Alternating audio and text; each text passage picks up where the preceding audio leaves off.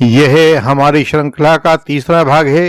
पहले भाग में हमने ब्लंट फोर्स इंजरीज देखी थी, दूसरे भाग में शार्प वेपन इंजरीज देखी थी और अब हम चर्चा करेंगे special injuries by fire arms and acids.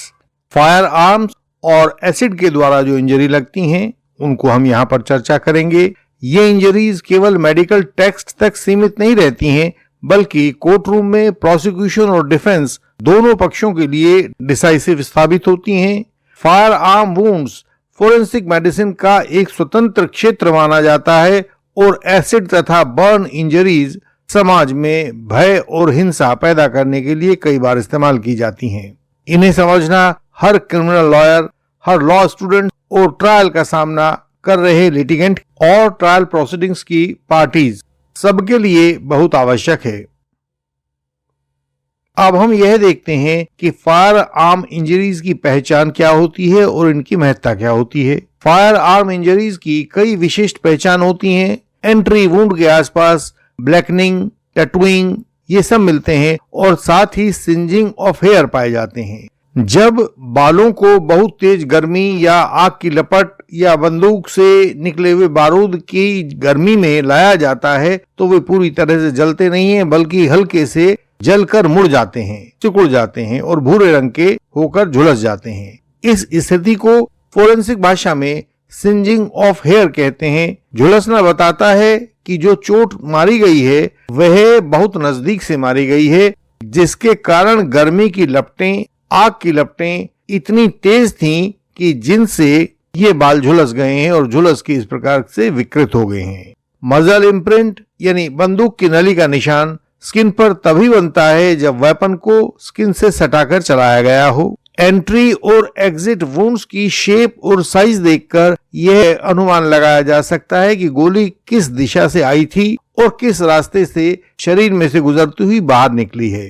Court room में इन सब चोटों की रेलेवेंस यही होती है कि इन मार्कर से वेपन का और फायरिंग डिस्टेंस का एक अनुमान किया जाता है। यदि ये मार्कर्स किसी भी एमएलसी में से गायब हों तो डिफेंस इनका लाभ ले सकता है, या यदि इनका वर्णन ठीक ढंग से ना किया गया हो, शास्त्रीयता के मुताबिक ना हो, तो भी डिफेंस इनको तोड़ सकता है अपने क्रॉस एग्जामिनेशन के द्वारा। जब भी डिफेंस प्रोसिक्यूशन के केस को तोड़ता है इंजरीज के केस में, तो हमेशा यह बात देखी जाती है कि ये इंजरीज एक्सीडेंटल हैं या होमिसाइडल हैं। तो वही यहाँ इन बर्न इंजरीज के बारे में भी है।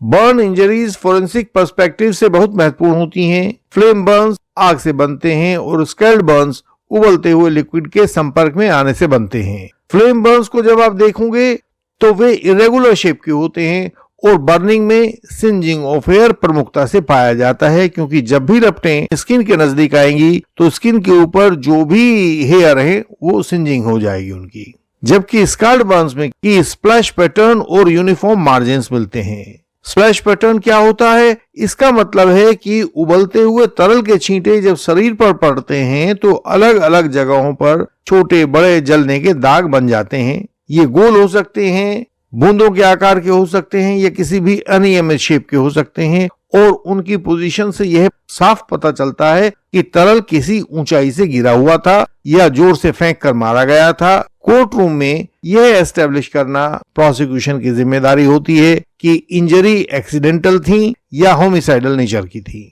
जानबूझकर मारी गई थी। डिफेंस लॉयर्स को क्रॉस एग्जामिनेशन में यह हमेशा पूछना चाहिए कि बर्न डिस्ट्रीब्यूशन का फैलाव एक्सीडेंट से मेल खाता है या इंटेंशनल एक्ट का परिणाम लगता है, यानी कि होमिसाइडल नेचर का है। अब थोड़ा सा एसिड इंजरीज के बारे में पढ़ते हैं कि इनकी फोरेंसिक और सोशल डायमेंशंस क्या होती हैं। एसिड इंजरीज केवल मेडिको लीगल साइंस का विषय ही नहीं होती हैं, बल्कि सामाजिक दायरे में भी इन्हें भय के प्रतीक के रूप में इस्तेमाल किया जाता है। फोरेंसिक स्तर पर एसिड इंजरी में गहरे घाव, स्किन का रंग परिवर्तन होना, ये सब पाया जाता है और स्किन के ऊपर कोरोसिव डैमेज पाया जाता है। आप पूछेंगे कोरोसिव डैमेज क्या होता है? कोरोसिव डैमेज का मतलब होता है कि जब कोई एसिड या क्षार एल्कली स्किन या टिश्यू के संपर्क में आता है तो वह धीरे धीरे उनको गला देता है और गहरे घाव, कालेपन और स्थायी विकृति ये सब वहां पैदा हो जाते हैं। स्ट्रॉन्ग एसिड स्किन की लेयर्स को नष्ट कर देते हैं और परमानेंट डिफॉर्मिटी शरीर में पैदा कर देते हैं। आपने हो सकता है कि किसी एसिड से जले हुए व्यक्ति का चेहरा देखा हो।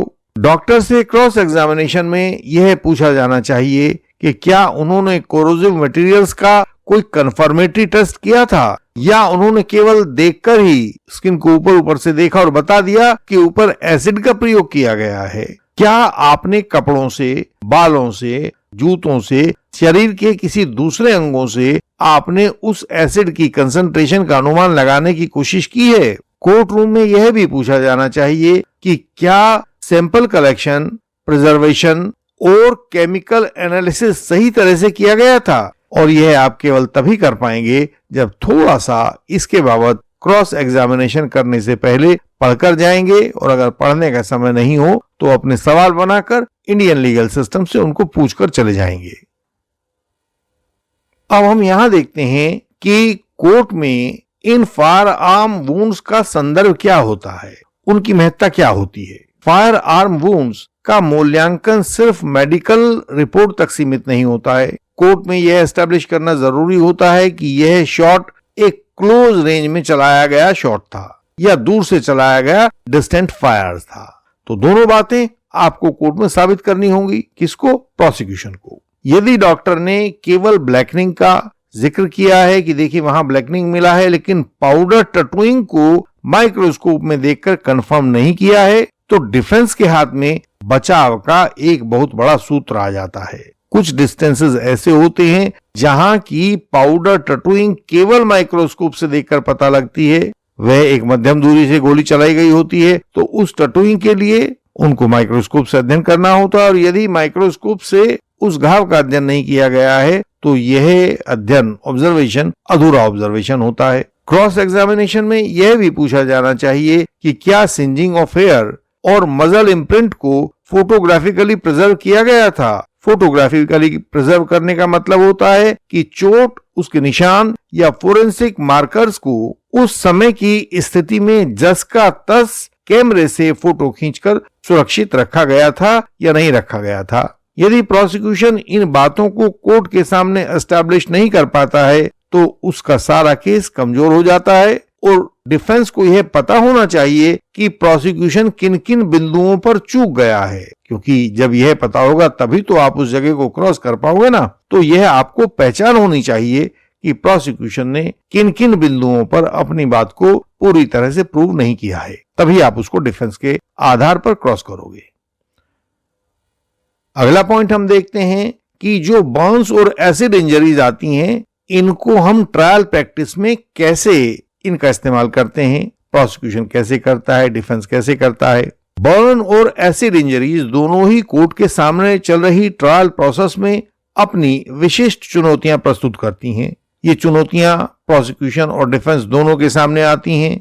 इन चोटों के सहारे प्रोसिक्यूशन को मोटिव और इंटेंट, आरोपी का क्या मोटिव था, उसकी क्या इंटेंशन थी, दोनों बातों को कोर्ट में साबित करना होता है। जबकि डिफेंस को प्रोसिक्यूशन का प्रूफ तोड़ने के लिए अपने क्रॉस एग्जामिनेशन में यह पूछना होता है कि क्या इंजरी एक्सीडेंटल भी हो सकती है, क्योंकि अभी हमने बताया था कि एक्सीडेंटल और इंटेंशनल दोनों में बहुत फर्क है। इंटेंशनल में अपराध बनता है, एक्सीडेंटल में अपराध नहीं बनता है। यदि घायल के शरीर पर फ्लेम बर्न्स का केस है तो यह देखना बहुत जरूरी होता है कि क्या यह स्टोव फटने से या किसी एक्सीडेंटल फायर के आने से संभव है। यदि एसिड इंजरीज हैं तो प्रोसिक्यूशन को यह साबित करना होगा कि केमिकल सब्सटेंस या जो रासायनिक पदार्थ है वास्तव में अक्यूज्ड के पास से बरामद हुआ था या नहीं हुआ था, और यदि बरामद हुआ था तो क्या फोरेंसिक लैब ने उस रासायनिक पदार्थ को कंफर्म किया है कि यह फला फला पदार्थ है। और जैसे सभी दूसरी इंजरीज में आता है, इसमें भी यह सवाल आता है कि ये वाले इंजरीज फ्रेश हैं या ओल्ड हैं, यानी कि फोरेंसिक टाइमलाइन का सवाल। बर्न और एसिड इंजरीज की भी एक फोरेंसिक टाइमलाइन होती है। फ्रेश बर्न इंजरीज में रेडनेस होती है, ब्लिस्टर्स होते हैं, छाले, और सेरस डिस्चार्ज मिलता है, पानी सा निकलता है ना उसमें से, वही सेरस डिस्चार्ज होता है। जबकि पुरानी बर्न इंजरीज में स्कारिंग हो जाती है, कॉन्ट्रैक्चर्स हो जाते हैं और पिगमेंटेशन देखने में मिलता है। एसिड इंजरीज होगी तो शुरुआत में स्किन बहुत सॉफ्ट हो जाएगी और वहां से मॉइस्ट भी रहती है, नमी सी बनी रहती है। लेकिन जैसे जैसे समय बीतेगा वहां पर अल्सरेटिव पैचेस और फाइब्रोटिक चेंजेस देखने में आने लगते हैं। एसिड या बर्न इंजरीज पहले गहरे फफोले जैसा घाव बनाती है जिसे अल्सरेटिव पैच कहते हैं और समय बीतने पर वही जगह कठोर खुरंड और सिकुड़न में बदल जाती है जिसे फाइब्रोटिक चेंजेस कहा जा सकता है। इसकी कोर्टरूम में यही रेलेवेंस होती है कि इंजरी की जाहिर होने वाली उम्र पूरी प्रोसिक्यूशन स्टोरी से मेल खाती है या नहीं खाती है। इंजरी वास्तव में ओल्ड और न्यू की श्रेणी में ही बांटी जा सकती है या तीसरा भाग उनके बीच का भी कहीं आता है जिसको डिफेंस को पकड़ना होगा। तो अब हम देखते हैं कि क्रॉस एग्जामिनेशन में हमें किन किन स्ट्रेटेजीज का प्रयोग करना होगा। डिफेंस लॉयर को डॉक्टर से बिल्कुल सटीक और कंप्लीट प्रश्न पूछने होंगे। उदाहरण के लिए हम एक दो प्रश्न बताते हैं। क्या आपने पाउडर टैटूइंग की माइक्रोस्कोपिक एनालिसिस से कंफर्म किया था कि वहां कोई टैटूइंग है या नहीं है? गोली के घाव के पास में एक टैटूइंग तो वह होती है जो सामने विजिबल होती है, एक टैटूइंग वह होती है जो गोली थोड़ी ही दूर से होने पर सामने टैटूइंग दिखाई नहीं देती, लेकिन यदि उसे माइक्रोस्कोपिकली जांचा जाए तो वहां टैटूइंग के निशान मिल जाते हैं। डॉक्टर से हम यह भी पूछ सकते हैं, क्या बर्न इंजरीज को देखकर आपने यह पता लगाया था कि ये फ्लेम बर्न्स हैं या स्कैल्ड बर्न्स हैं, और आपने इनके बीच का अंतर कैसे किया था? वह तकनीक हमें बताइए। आप यह भी पूछ सकते हैं, क्या एसिड इंजरी के लिए आपने कोई कंफर्मेटरी केमिकल टेस्ट किया था या केवल सरफेस की ऑब्जर्वेशन को देखकर ही उसके आधार पर ही आपने एमएलसी में अपना ओपिनियन दे दिया था? और आप सभी को पता ही है कि यदि डॉक्टर ने कोई कंफर्मेटरी टेस्ट किया होगा तो वह उसकी रिपोर्ट में अवश्य ही लिखा होगा। आप डॉक्टर से यह भी पूछ सकते हैं, क्या इन इंजरीज के फोटोग्राफ्स, डायग्राम्स या सैंपल्स आदि को प्रिजर्व करके आपने अपने एमएलसी रिकॉर्ड में शामिल किया हुआ है? देखिए, एक तो होता है कि वो सीधा सा विसरा लेके बाहर एफएसएल के लिए भेज देते हैं, वह तो एक तरीका हुआ, रिकॉर्ड बना दिया। लेकिन क्या आपने घाव मरीज का कैसा दिख रहा था इस बाबत कोई फोटोग्राफ्स लिए थे, कोई डायग्राम्स बनाए थे? यह सवाल बहुत जरूरी है और उससे पूछा जाना चाहिए। इन सब सवालों से यह परखा जा सकता है कि मेडिकल ओपिनियन डॉक्टर की हवाई मान्यताओं यानी अजम्पशंस पर आधारित था या कोई साइंटिफिक कंफर्मेटरी टेस्ट उसके लिए किया गया था या नहीं किया गया था। क्योंकि जितने मेडिकल ओपिनियंस होते हैं इनके लिए साइंटिफिक कंफर्मेटरी टेस्ट किए जाने जरूरी होते हैं। और अब हम देखते हैं कि हमने आज की वीडियो में क्या सीखा है। फायर आर्म से आई हुई चोटें और बर्न तथा एसिड से आई हुई चोटें दोनों ही एमएलसीज और डॉक्टरों के सामने सबसे ज्यादा चुनौती देने वाली डायमेंशंस बन जाती हैं। इन्हें सही तरह से समझना प्रोसिक्यूशन और डिफेंस दोनों के लिए बहुत आवश्यक है। इनको समझकर प्रोसिक्यूशन इन्हें प्रूव कर पाएगा और इनको अच्छे से समझने के आधार पर डिफेंस सही तरीके से यह जान पाएगा कि प्रोसिक्यूशन कहां चूक गया है, कहां अपने केस को प्रूव नहीं कर पाया है। और जहां प्रोसिक्यूशन अपने केस को प्रूव नहीं कर पाएगा वहीं से सवाल पूछकर डिफेंस सारे के सारे प्रोसिक्यूशन केस की बखिया उधेड़ देगा। यदि प्रोसिक्यूशन साइंटिफिक स्टडी करेगा तो प्रोसिक्यूशन की गवाही को मजबूत कर सकता है, लेकिन अगर यह स्टडी अधूरी रह गई तो डिफेंस उसी कमी को पहचान कर उस कमी का उपयोग अपने लिए करके प्रोसिक्यूशन की पूरी कहानी को ध्वस्त कर सकता है, आरोपी को जीत दिला सकता है। अगला कदम होगा सेल्फ इन्फ्लिक्टेड इंजरीज का अध्ययन, जो इस श्रृंखला के चौथे और अंतिम भाग में किया जाएगा, जिससे आप फॉल्स इंप्लीकेशन के मामलों को कोर्ट रूप में खंडित कर पाएंगे। केवल इंडियन लीगल सिस्टम ने डिफेंस को एक परिपक्व विज्ञान बना दिया है। हर बात को वैज्ञानिक नियमों के तहत इस तरह से ढाल दिया है कि जब चाहो, जहां चाहो, जैसा चाहो अपने फेवर का वही परिणाम प्राप्त कर लो। नियमों और कायदे कानूनों पर टिका हुआ क्रॉस एग्जामिनेशन, कानूनी दलीलों और मनोविज्ञान के सिद्धांतों पर टिका हुआ फाइनल आर्गुमेंट्स, सब कुछ ऐसा चमत्कारिक बना दिया है कि यदि उसे कोर्ट की प्रक्रिया में डालोगे तो मन भावन नतीजे ही सामने आएंगे। क्योंकि इंडियन लीगल सिस्टम कानूनी जंजाल को तोड़ने की कला में सिद्धस्त है। स्क्रीन पर दिखाए गए तरीकों से आप हमसे संपर्क कर सकते हैं। यही बात आपको वीडियो के डिस्क्रिप्शन में भी लिखी हुई मिलती है। ILS के मेंबर बने और कानून की विशेषज्ञता प्राप्त करें।